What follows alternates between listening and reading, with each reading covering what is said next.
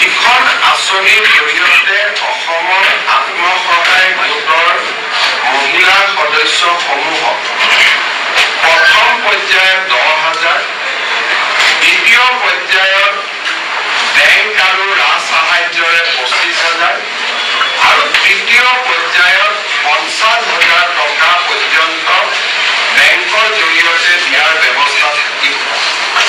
সেই আঁচনিখন ৰূপায়ণ কৰিবৰ বাবে আজি আমাৰ কেবিনেটে 2,000 কোটি টকাৰ অনুমোদন জনায়। এই আঁচনিখনৰ বিষয়ে প্ৰতিদিন মই অকণমান পিছত আপোনালোকৰ সৈতে আলোচনা কৰিম। আজি আমাৰ কেবিনেটে মুখ্যমন্ত্ৰীৰ আত্মনিৰ্ভৰ অসম অভিযান আঁচনিৰ অধীনত আৰু ৭৫,000 নিবনুৱা যুৱতীক ঋণ আৰু ৰাজ সাহায্য প্ৰদান কৰাৰ যিখন আঁচনি আমাৰ চলি আছে, সেই আঁচনিখনৰ বাবেও অতিৰিক্ত পুঁজি মঞ্জুৰি। আজি আমাৰ কেবিনেটে বড়োলেণ্ড টেৰিটৰিয়েল কাউন্সিললৈ তেওঁলোকৰ বাৰ্ষিক বাজেটৰ অন্তিমটো কিস্তি 401 কোটি টকাৰ অনুমোদন জনায়।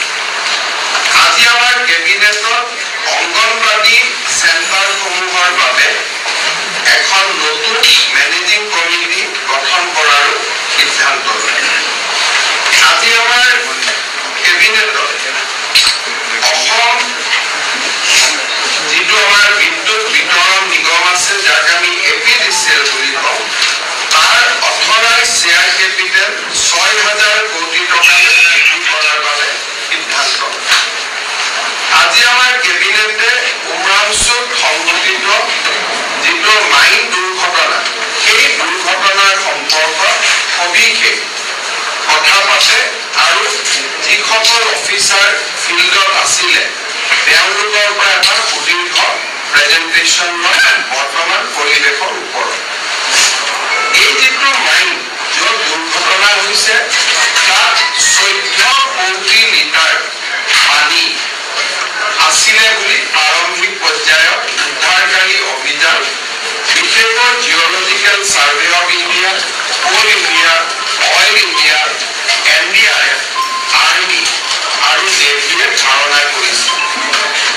এই 14 কোটি পানীৰ ইতিমধ্যে আমি 4 কোটি পানী মাইন্সটোৰ পৰা ডিৱাটাৰিং অৰ্থাৎ পানী আমি উলিয়াবলৈ সক্ষম হৈছোঁ।